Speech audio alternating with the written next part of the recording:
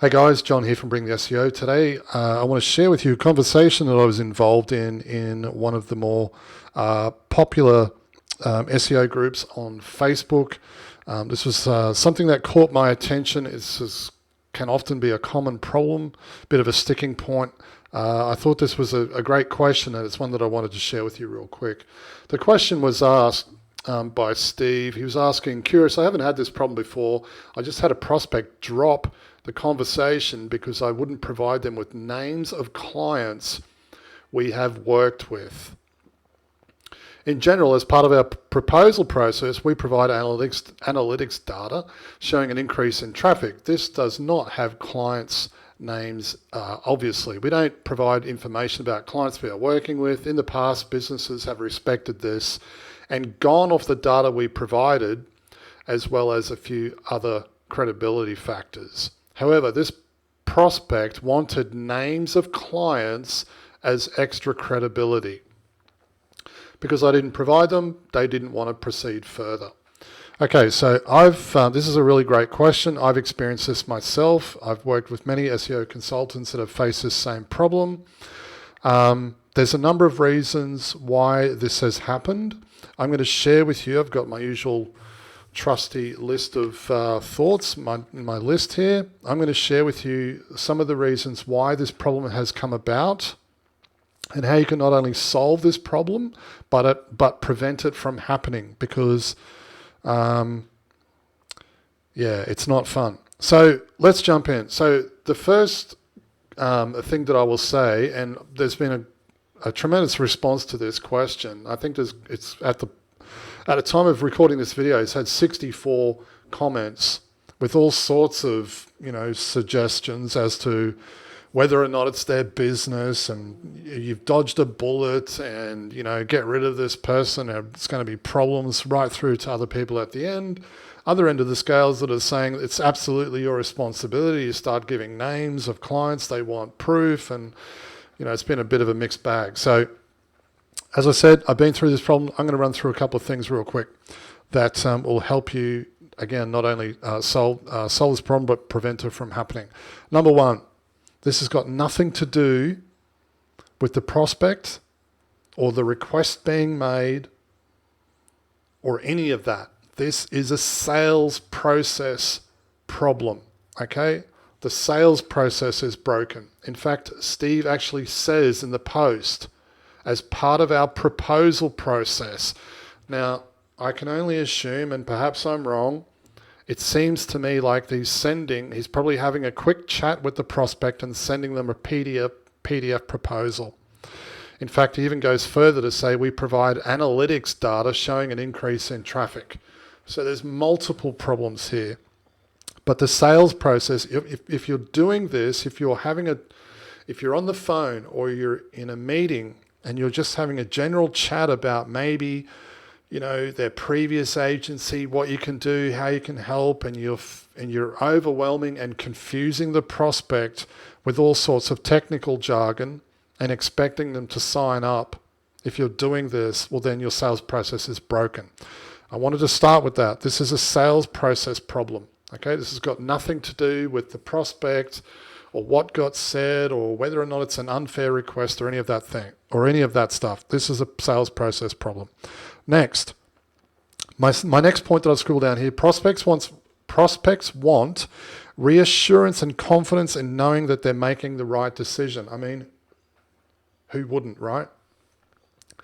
Now, if they're being presented with confusing information that's heavily focused on analytics data, which is what Steve has said, then they're going to be left in a state of confusion, maybe even overwhelmed, where they're like, we don't really understand any of this. And that's not a good thing, right? And I can tell you with absolute certainty that they're asking for the names of existing and previous clients, not because they want to jump on and have a conversation about what that data might look like for those previous and existing clients. But I can guarantee you the conversation will be completely different. It won't be, oh, so Jeff, you work with ABC SEO agency.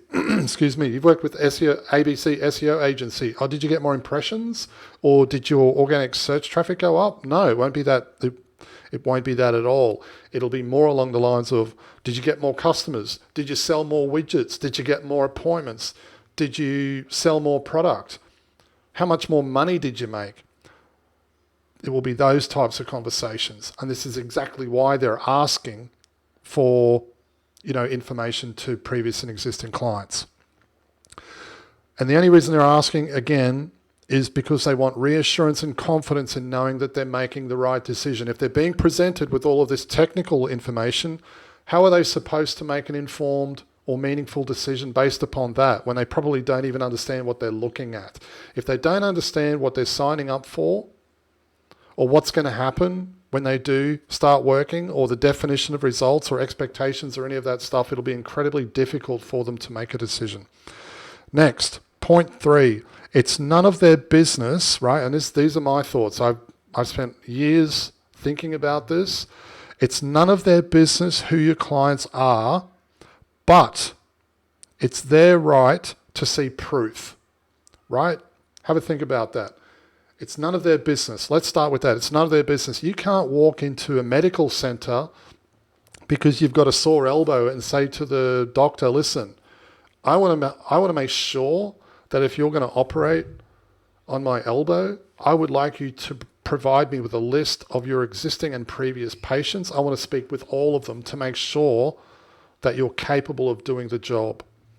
For whatever reason, in this space, the SEO space, and definitely within web design, any form of digital marketing, prospects, for whatever reason, feel that it's okay to ask these types of questions. And I've always thought this is not only unreasonable, but in fact, it's sometimes quite rude. Could you imagine walking into a hair salon or a restaurant or a dental clinic or a law firm and saying, I would like a list of all your existing and previous customers. I want their names and phone numbers. I want to be able to call them all. You would get kicked out on your ass. And that's why I say it's really none of their business. But the second part of that is it's their right to see proof. And this is your responsibility, right? And I responded to the post. I said, start by blaming yourself first. Your processes are broken. You can fix them, thankfully, but start by blaming yourself first. The other thing that I want to just make a quick side note here around privacy, right? I've spoken with numerous clients over the years, and I've asked them, hey, would you be comfortable? Would you be comfortable if I shared confidential information with other prospects who are thinking about working with us? Would you be comfortable with me sharing that information? And all of them say no, for obvious reasons. They don't want anyone else knowing what their numbers are, how much traffic they're getting, and they certainly don't want competitors knowing. So you've got privacy and confidentiality to consider as part of this. You should not just be throwing out names and email addresses and phone numbers willy-nilly. You've always got to get permission. Now this is, and I'll circle back to that point in just a second. You've always got to get permission, and I'll show you how to go about doing that. Now my last point here, and this is tremendously important, and for those of you who follow me on YouTube here, you'll know I talk about this no end. Stop selling and focusing on vanity metrics. Again, if the prospect is looking at a report or some sort of proposal and it's full of colorful pie charts and squiggly lines, well then of course they're not going to have confidence. They're going to be thinking, well, we don't really understand this. What do? We need to speak with someone who we can actually have a meaningful conversation around revenue and whether or not that they got a return on investment. And this is exactly why they're asking the question. We need to speak with some of your other clients because those clients are going to be speaking in a language that they can understand and relate to. So stop selling and focusing on vanity metrics, traffic, rankings, all of that nonsense that most SEOs focus on. You've got to change the conversation. Now, the solution. Let's get to the good stuff. And there's going to be no surprises here for those of you who know me and been watching me on YouTube. Instead of sending proposals and confusing prospects when you're trying to onboard and sell, start hosting sales presentations. Sales presentations via Zoom. You should have a slide deck We walk prospects through everything that they need to know in order for them to have confidence about working with you. So by the time you get to the end of that presentation, they should only have one question, and that should be, brilliant, when can we get started? Now, the whole point of that sales presentation is to cover things like your processes, timeframes, cost, inclusions, exclusions, recommendations, and most importantly, case studies, right? If you're taking a prospect through a sales presentation and you can clearly demonstrate that you've worked with 5 other companies that are maybe similar to theirs, or even if they're in different industries, if you're operating as a generalist, you can clearly demonstrate and show, hey, we've worked with, ABC legal firm, and we took them from 10 cases a month to 60 cases a month. And that resulted in an additional $200,000 worth of revenue.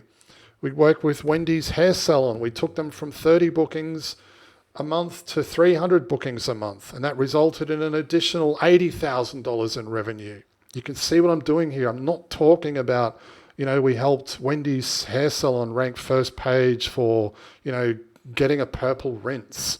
They're meaningful case studies, right? And if you stack, 3, 4, 5, maybe half a dozen case studies within your sales presentation, then you'll be able to solve this problem and avoid, having prospects saying, oh, we don't understand, or we want to see more proof, and we want names and emails and phone numbers, contacts. There's definitely a tipping point. I've certainly taken people through sales presentations and they've demanded names and phone numbers. You've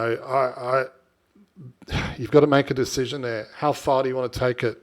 If I know that I can clearly demonstrate return on investment and my ability to be able to serve and get good results for clients, and I can cover that in a sales presentation, and they still want to push me for names and contact information that I'm not willing to provide, well then it's probably, okay, we're probably not going to be a good fit.